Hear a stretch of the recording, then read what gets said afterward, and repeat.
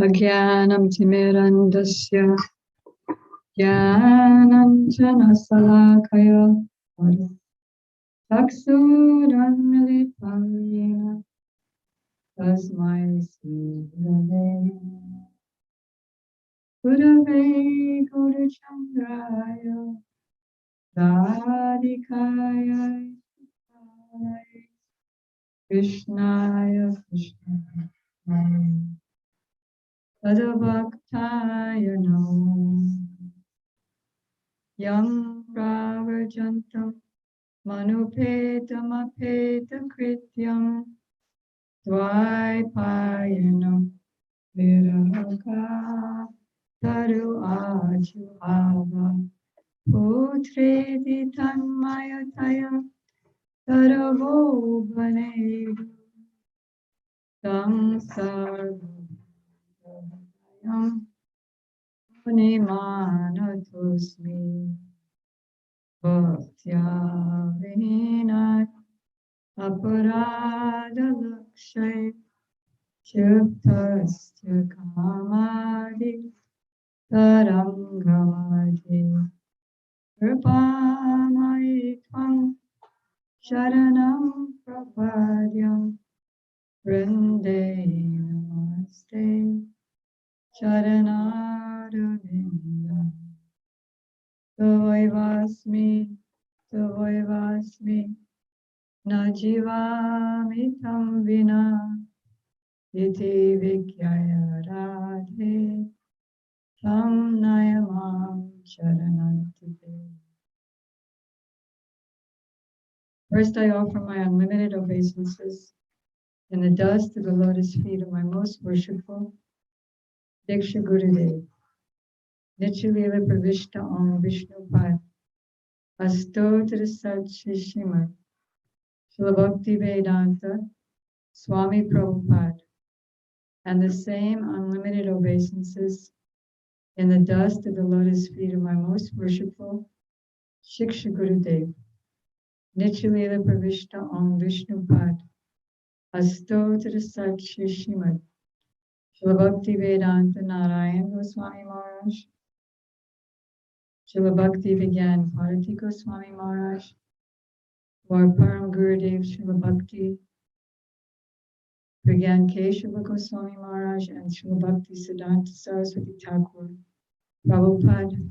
Shiva, can you move over to the men's side?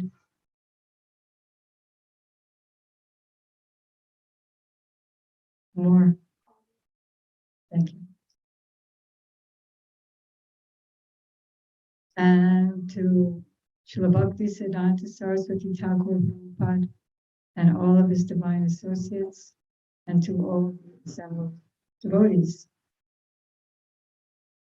We are today beginning chapter 4 of Srimad Bhagavatam, first canto, a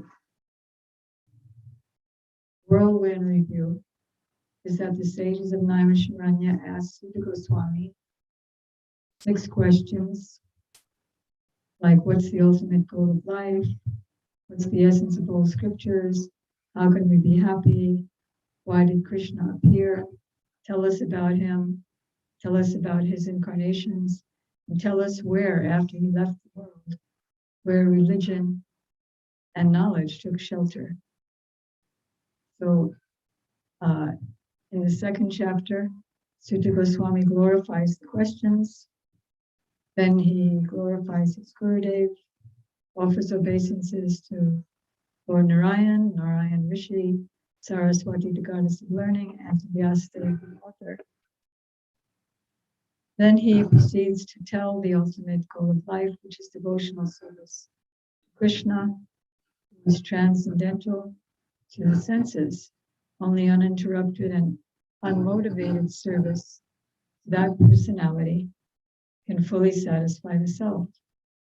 Then he goes on to explain how devotional service elevates one to the mode of goodness, freeing him from the degrading influences of passion and ignorance. He explains how Lord Vishnu is, in comparison to the demigods, is the only worshipful deity the only one who can give liberation and perfection, freedom from birth and death.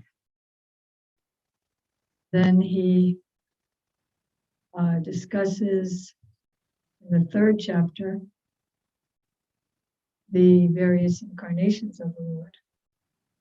And at the end, he discusses in brief the imaginary universal form of the Lord and proclaims that Krishna is the original incarnations, not incarnation, he's the original source of all incarnations. And all incarnations and expansions come like rivers in the never-ending river of Krishna. Can you sit down, Hari Bimohini? You're okay, because the water is distracting. Thanks. Where are we? So in the third chapter, he discusses the various incarnations, starting from the Purusha avatars to all the other incarnations, basically chronologically. And yes, then the Virat Rupa, and then how Krishna is the source. Ete Changsha Kalapam Sam Krishna Stu Bhagavan. All the other incarnations are portions or plenary portions of him. And he's the source of everything. And where did religion take shelter after Krishna left? In Srimad Bhagavatam. The second canto also had a lot of glorification of the Srimad Bhagavatam and how its message liberates one from all miseries and birth, old age, disease, and death. So the third chapter ends, and the sages are wondering, well, how did this all begin? With the recitation of Srimad Bhagavatam, since Bhagavatam was glorified in all the three chapters. So now, the first chapter is called Questions by the Sages. The second, Divinity and Devotional Service. The third, Krishna is the source of all incarnations. And this fourth is called The Appearance of Sri Nard. Yasuvacha iti bhuvanam sanstuya moninam devasatrinam vedakula patisutam bhavacha sakhavuvet. On hearing Suta Goswami speak thus, Shaunaka Rishi, who was the elderly, learned leader of all the rishis engaged in that prolonged sacrificial ceremony, congratulated Suta Goswami by addressing him as follows. Oh, I forgot to begin the class properly by saying, oh, Prabhu, you're not a book. You are Vyasdev yourself, Suta Goswami and the sages yourself, Sukadeva Goswami and Pariksit Maharaj yourself, and Srila Prabhupada, the translator and translator yourself. Please, all of you, be merciful to me and merciful to us, all here assembled devotees, by making us realize everything that we're hearing directly from you as we sit here and speak. And there are others involved, like Srila Viswanath Chakravarti Thakur, Srila Prabhupada, his commentaries throughout, and other acharyas as well. So number 2.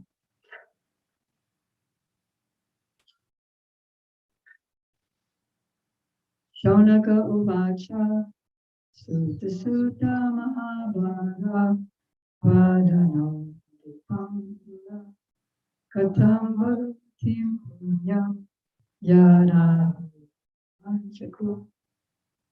Shaunaka said, O Suta Goswami, you are the most fortunate and respected of all those who can recite, speak and recite. Please relate the pious message of Srimad Bhagavatam, which was spoken by the great and powerful sage. Because Suta Goswami ended, you'll remember, third chapter by saying, so now I'm going to tell you everything that I learned from my Gurudev, which was spoken by the great and powerful sage, Sukadeva Goswami. Asmin juge pravitteyam stane bhakti kuta sanchodita Krishna kudavan samtamani. In what period and what place was this first begun? And why was this taken up? From where did Krishna Dvaipayana Vyas, the great sage, get the inspiration to compile this literature? Very good questions. Katamalekshita purai samprapta jangalam.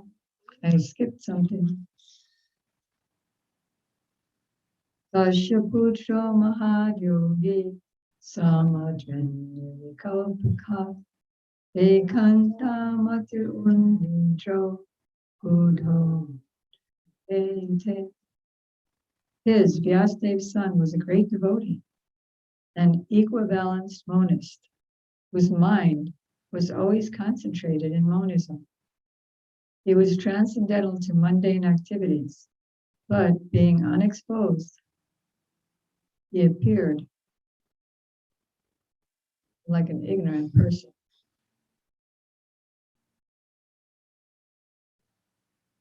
I'm just looking that up.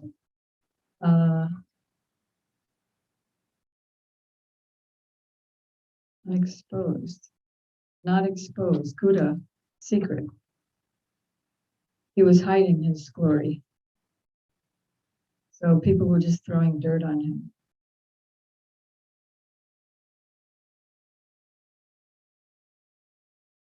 Because he didn't want to be trapped by the illusory energy.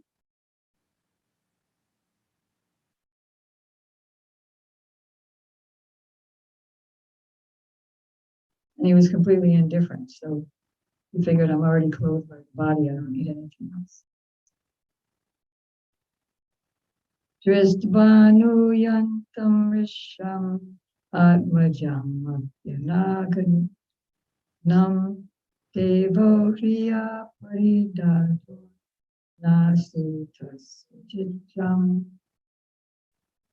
tadviksha prichati mano jagustavatavasti sri bhumvida natu sutasya vidaviste.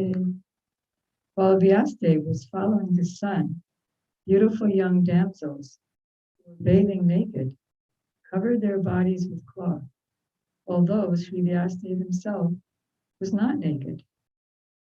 But they did not do so when his son had passed. The sage inquired about this, and the young ladies replied that his son was purified, and when looking at them, made no distinction between male and female.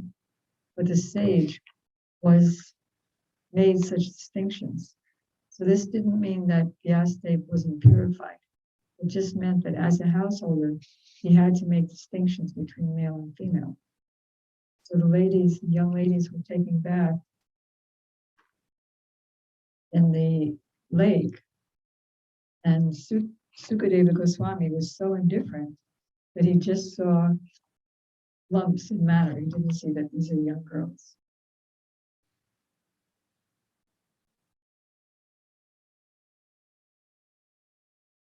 Katamalakshita purai samprapta kujangalam unmata mukujadavat vicharam savaye. How was he, Srila Sukadeva, the son of Vyasdev, recognized by the citizens when he entered the city of Hastinapur, now Delhi, after wandering in the provinces of Kuru and Jungle, appearing like a madman, dumb and retarded? Like we want to always look good to the public, good PR, because he didn't care at all how people looked at him. Therefore, it was difficult to recognize him. When he came into the assembly of sages, they all recognized him and they all stood up, except for one person who didn't stand up. Huh? That's back. That's forward. That's when Baladev came. But Vyasadeva didn't stand up because he's his father.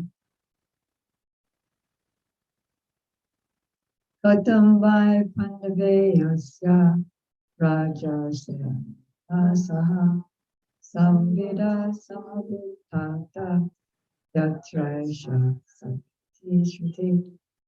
How did it so happen that King Parikshit met this great sage, making it possible for this great transcendental essence of the Vedas, Bhagavatam, to be sung to him?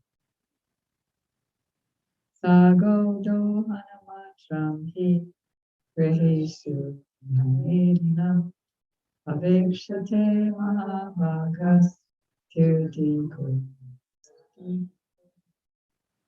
He, Sukadeva Goswami, is accustomed to stay at the door of a householder only long enough for a cow to be milked.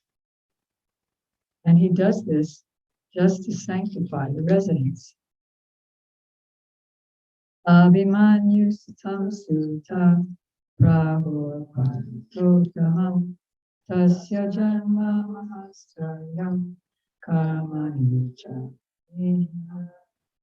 It is said that Maharaj Parikshit is a great first-class devotee of the Lord, and that his birth and activities are all wonderful. Please tell us about him. I'll tell you something about him. Santi asked a very excellent question yesterday, which was that Parikshit Maharaj was cursed to get bitten by a snake bird after 7 days and thus be killed. So he took this as a great opportunity. As soon as he left the sage whose neck he garlanded with a dead snake, he thought, oh, I made such a great offense. Surely I will get a reaction for this. But I hope the reaction comes soon and just to me. I don't want my family members and dynasty to be suffer from my offense. So right after that, he was informed that the sage's son, being immature, did some mantras and cursed him to die. The snake bird blasphemed him and thinking that he'd insulted his father. So when Parikshit Maharaj heard that, he was very happy because he'd prayed for that to happen. And also he prayed to become detached from household life and entanglement in worldly governmental affairs. Of course, he's always a pure devotee since birth, since the womb. But just to teach us, he did this Naravad Leela. So he took it as an opportunity to be detached. He left home, left his family, and his whole kingdom of the earth, and went and sat down on the bank of the Ganges, and with a determination to fast for those 7 days until death came. And so hearing this wonder, sages came from all over the universe, different planets. And they were all discussing among themselves, like, what is the truth, absolute truth? And finally, when Sukadeva walked in, the great sages stood up and Sukadeva spoke the Bhagavatam. So now, after we'll be hearing more about that, obviously. But just to answer Sanji's question, which was that he was cursed to die in 7 days by a snake bird. So how is it that he's reciting what he learned from Sukadeva Goswami to his mother, Uttara? And that became a whole book called Srimad Bhagavatam. Where did that time come? And then was he not killed by the snake bird or what? So I was reading yesterday night in the Brihad Bhagavatamrita, first canto, first chapter, or is it second canto? It's first chapter, text 31, wherein Maharaj Parikshit is explaining to his mother, who is the daughter of Arjuna. Parikshit Maharaj is the grandson of Arjuna. And he was telling his mother how fortunate he was that he took birth there, that Krishna saved him when the demon sent a brahmastra into the womb. Krishna saved him when he was still in the womb. And that made him examine after that, who is Krishna? Where is Krishna? Parikshit means examiner. Then he explained how lucky he was that Krishna personally arranged for him to be oblivious to etiquette and garland the sage. Well, he said, and also I was fortunate that all the world loved me. I was a great king. I had all these good qualities. And then Krishna arranged for me to be detached by the curse. Krishna personally arranged for the son of the sage cursed me. Now Krishna arranged that Sukadeva Goswami would come and speak the Srimad Bhagavatam. And then, by the mercy of Sukadeva Goswami, he left already. He left before the full 7 days was up. But by his mercy, this last day is prolonged. So now in this last hour, I can answer all your questions, which was so long, the back and forth between them. Big fat volume. So then he left his body just before the snake came to bite him, just by Krishna's arrangement, and became a gopi.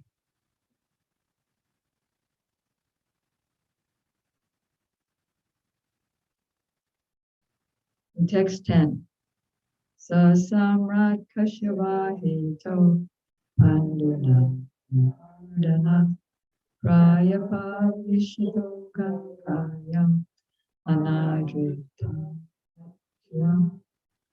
He was a great emperor and possessed all the opulences of his acquired kingdom. He was so exalted that he was increasing the prestige of the Pandu dynasty. Why did he give up everything to sit down on the bank of the Ganges and fast till death? Namanti yad paraniketamātmana Shivaya Sakyava Katam Savira Shriyam Gatistaja Yuva Sahasuvi. He was such a great emperor that all his enemies would come and bow down at his feet and surrender all their wealth for their own benefit. He was full of youth and strength, and he possessed kingly opulences that were difficult to give up. Why did he want to give up everything, including his life? Shivaya lokasya balaya utaye ya utamishlu ayana mantina cha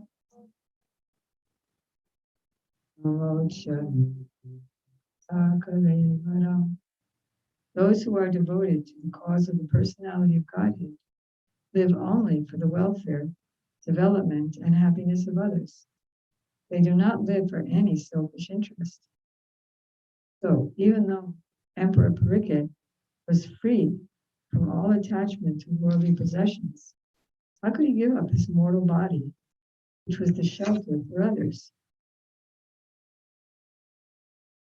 Tatsajavam nasan samakrasva pristoya yakenshana manye tvam vishaye vacham snatam anyachandasa. We know that you are expert in the meaning of all subjects, except some portions of the Vedas. Thus you can clearly explain the answers to all the questions we have just put to you. Text 14. Vapare samanupatse tritiye spare jatapara sarajogi vasavyanka ahare. Sutta Goswami said, when the second millennium overlapped the third, the great sage Vyasadeva was born to Parasura in the womb of Satyavati, the daughter of Vasu. So I think it's important to read this report here. So generally there's a chronological order of the four millenniums, namely Satya, Dwapara, Treta, and Kali, but sometimes there's an overlapping. During the regime of Vaivasvata Manu, that's the 28th Manu, was foretold that Krishna would appear in that 28th Manu. There was an overlapping of the 28th round of the four millenniums. And the third millennium, that is Treta Yuga, appeared prior to the second. In that particular millennium, Krishna also descends, and because of this, there was some particular alteration. Krishna's appearance made the alteration. The mother of the great sage was Satyavati. Great sage means Vyasadeva, the daughter of the Vasu fisherman. And the father was the great Parasura Muni. That is the history of Vyasadeva's birth. What happened was Parasura wanted to cross the river. So the fisherman asked his daughter, Satyavati, to row him across. Then when they got to the middle, there was a big shroud. Everything became darkness with big clouds. So nobody from anywhere could see the boat. And so Parasura Rishi glanced over her. And by that glance, she became impregnated with Vyasadeva.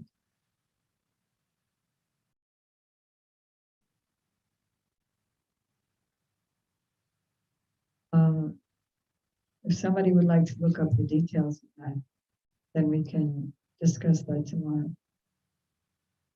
Anybody like to do that? Yeah, it's such a good team. I think that if you press a few words on Folio database, you'll find it. In the boat. So, Sakadachit sarasatya Vashusya Amsuchi Vikta Eka Asina. Once upon a time, Vyasadeva, as the sun rose, you're all picturing that in your mind, took his morning ablution in the waters of the Saraswati and sat alone to concentrate. So this is in the Badarik Ashram area of the Himalayas. That's where the river Saraswati flows. And that's where he was residing. Paravara Kyasarashi Kalan Bhaktiramasa Jugadharma Bhaktangu. The great sage Vyasadeva saw anomalies in the duties of the millennium, which happens on the earth in different ages due to the unseen force of time. So anomalies means he saw all kinds of bad things happening. His Kali Yuga would progress. So he made arrangements to help the people of Kali Yuga by his enlightening books.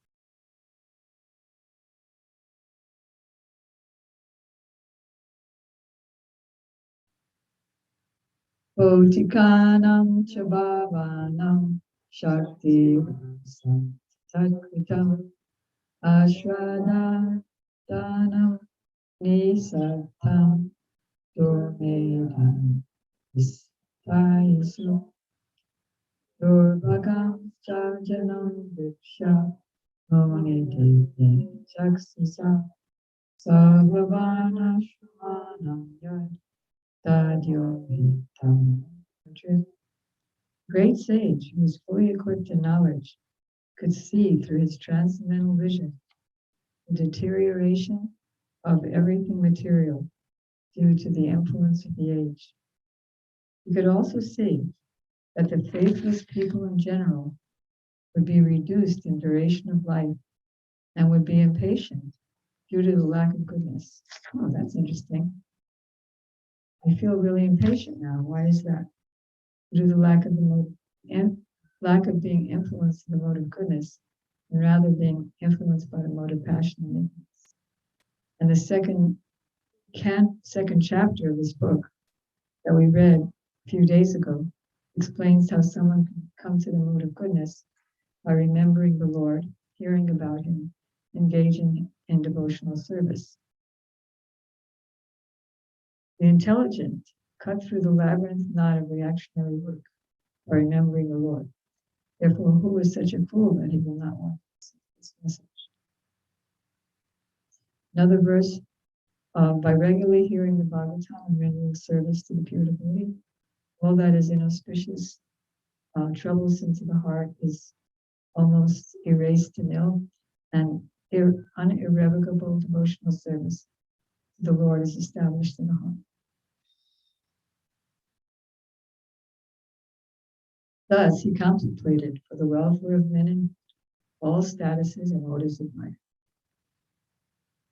Chaturhotram karma shuddham prajanam dikshati yadadajak vedam. He saw that the sacrifices mentioned in the Vedas were means by which the people's occupation could be purified. And to simplify the process, he divided the one Veda into 4 in order to expand them among mankind. Rigjajor samartha vyantya Vedas chatva itihasya paranam cha pancham. The 4 divisions of the original sources of knowledge, Vedas, were made separately, but the historical facts and authentic stories mentioned in the Puranas are called the 5th Veda. Tatrag Veda Dara Paila Samana Kavi Vaishampayana Evaiko Nishnato Samhita. After the Vedas were divided into 4 divisions, Paila Rishi, these are all disciples of his. Paila Rishi became the professor of the Rig Veda, Jaimini, the professor of the Samaveda, and Vaisampayana alone became glorified by the Yajurveda.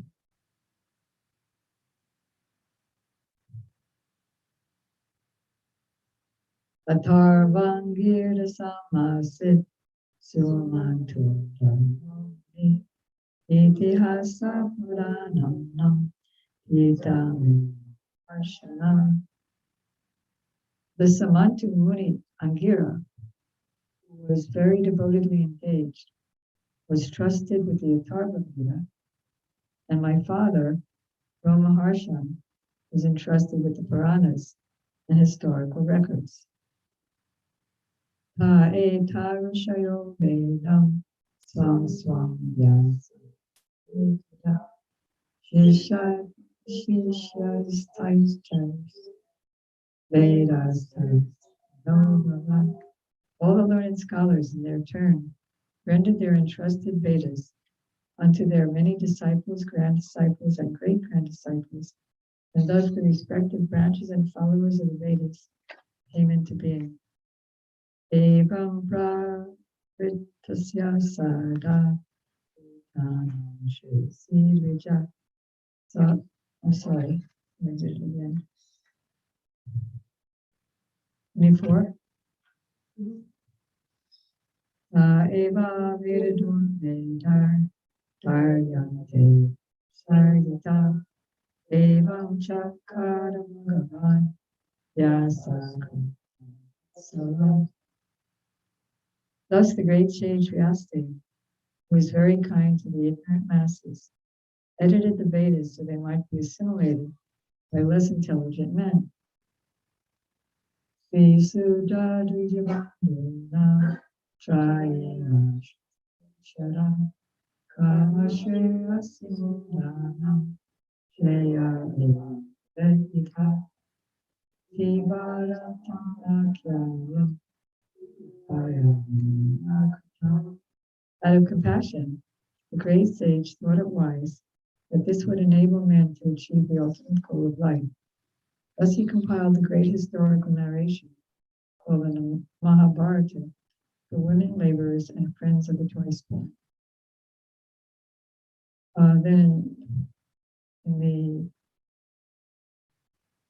Prabhupada talks about the Garbhadan Sanskara, where the Brahmin is going to beget a child, he and his wife do his Garbhadan Sanskara, which ensures pretty much that he'll have a Brahmin son. But in Kali Yuga, sacrifices aren't done, and Kalo Sudra Sambhava, everyone is a Sudra. So how does one become a Brahmin? By taking shelter of bona fide Buddha. I'm going to read this because it's important. The friends of the twice born families are those who are born in the families of Brahmins, Kshatriyas, and Vaishyas, or the spiritually cultured families, who themselves are not equal to their forefathers. Such descendants are not recognized as such for want of purificatory achievements. Purificatory activities begin even before the birth of the child, and the seed-giving reformatory process is called Garbhadan Sanskar. One who has not undergone such Garbhadan Sanskar, or spiritual family planning, not abortions, is not accepted as being an actual twice-born family. Garbhadan Sanskar is followed by other purificatory processes, out of which the sacred thread ceremony is one. This is performed at the time of spiritual initiation. After this particular sanskar, one is rightly called twice born. One birth is calculated during the seed-giving sanskar, and the second birth is calculated at the time of spiritual initiation. And so on.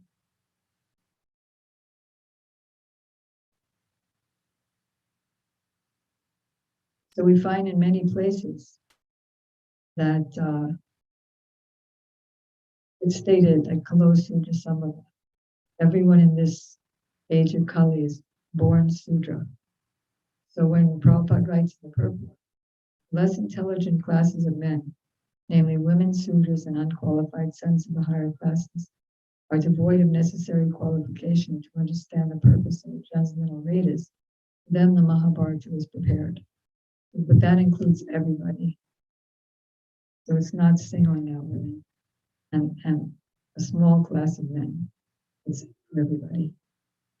Evam pravritasya sada bhutanam shritsija sarvatma kenapi yada natusya namtata.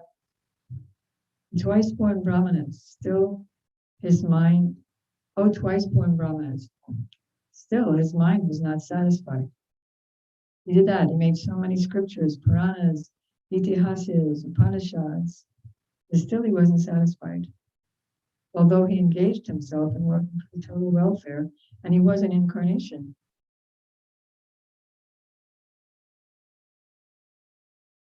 Nati prasida dridaya Saraswatya Nirsacha Vitarkaya Vikpasta Idam Kuchima.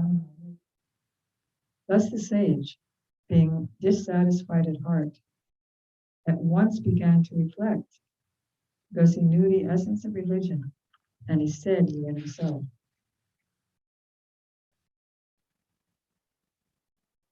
Chittavartena Himaya Chandansi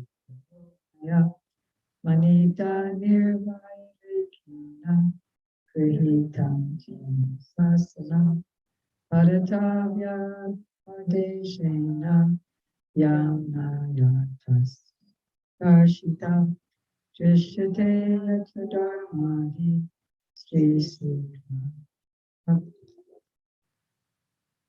I have, under strict disciplinary vows, unpretentiously worshipped the Vedas, the spiritual masters, and the altar of sacrifice.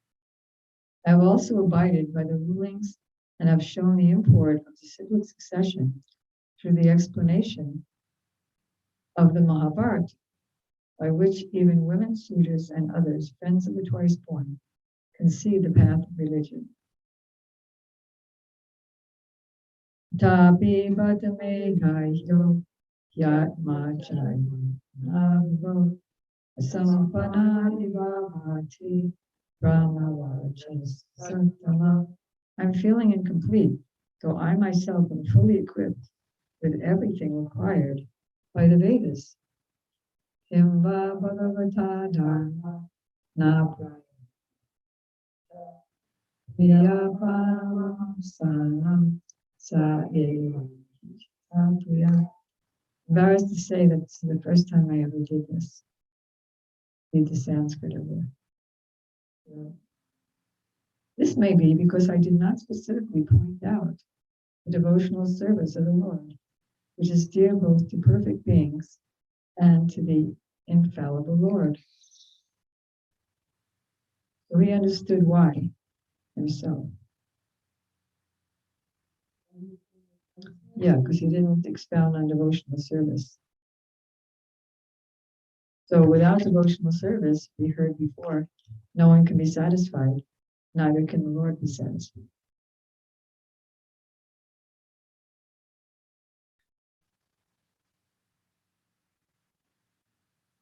Tasyaivam kilamatmanam manyamastidita Krishnasya nardo yaka ashramam. As mentioned before, Narada reached the cottage of Krishna Dvaipayana Vyas on the banks of the Saraswati, just as Vyasadeva was regarding his defects. So that's when the Guru comes, when we know we need it.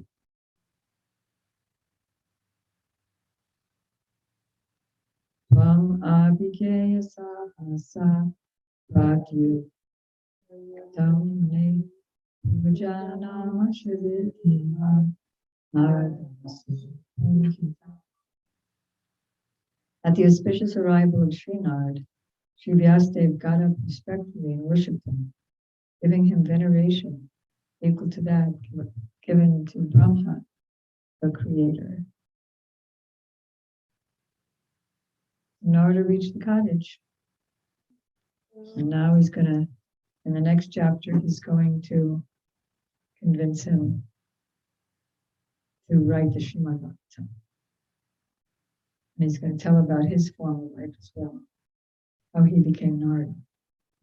Of course, Narada is eternal, eternally Narada, but the human-like pastimes he did. His expansions did. So if Brahma is the first created being, who taught him the Vedas? So we'll read this last purport. Vidhi means Brahma, the first created being. He's the original student as well as professor of the Vedas. He learned it from Sri Krishna and taught Narada first. So Narada is the second Acharya in the line of spiritual disciplic succession. He's the representative of Brahma, and therefore he's respected exactly like Brahma the father of all vidis. Vidi also means regulation. Similarly, all successive, this is very important. Similarly, all other successive disciples in the chain are also equally respected as representatives of the original spiritual master. Thus end the Bhaktivedanta purports of the first canto, fourth chapter of Srimad Bhagavatam, entitled The Appearance of Sri Narada. Then we'll find out in the next chapter tomorrow. What are his instructions? Are there any questions? Yes, Shiva Prabhu. Can you speak louder?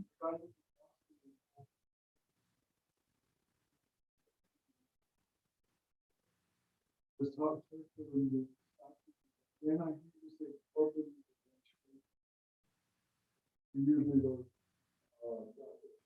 work an explanation why it was in that sequence. We usually don't do that. We means the way Brahma set it up, is it usually goes from Satya to Dwarpa to Treta to Kali. But Krishna made a certain creational alteration. He wanted to appear in Dwarpa Yuga, right before Kali Yuga. So he made that the third Yuga.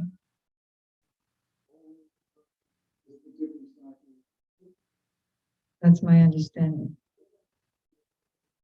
Because Treta means three. So you don't go 1, 3, 2, 4.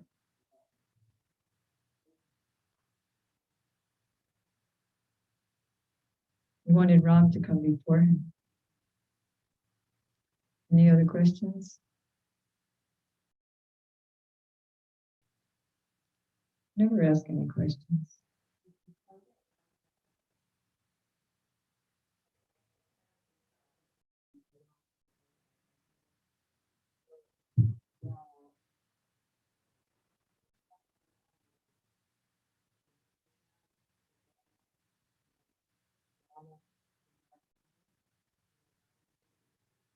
Yes, exactly.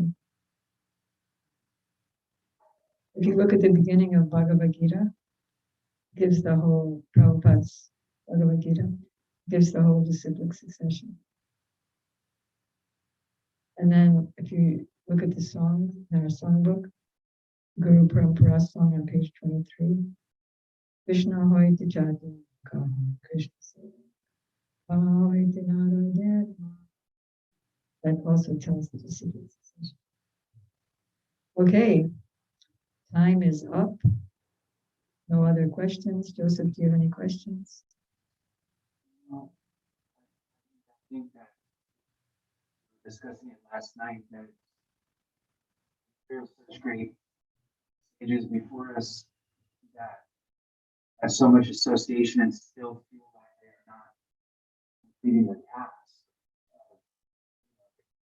If you can see inside yourself, it's inspirational to see that, because as the minute living entities, as you continue to practice, you start to feel that also come into the sense of total hopelessness, because if you're minute and you're feeling what can be your chances, so then I'm just happy to associate, because the only thing we just continue to associate and serve, because there's no way I'm not going to that. Right, even he couldn't figure it out himself, how to free himself from this dissatisfaction. So what to speak of us? Therefore, we need what he got and what he needed, which is Guru and Guru Parampara. Or Premanandi Hari Anshiko Patrivyashta Kripasidabhya Patitanam Pavanebhyo Vaishnavebhyo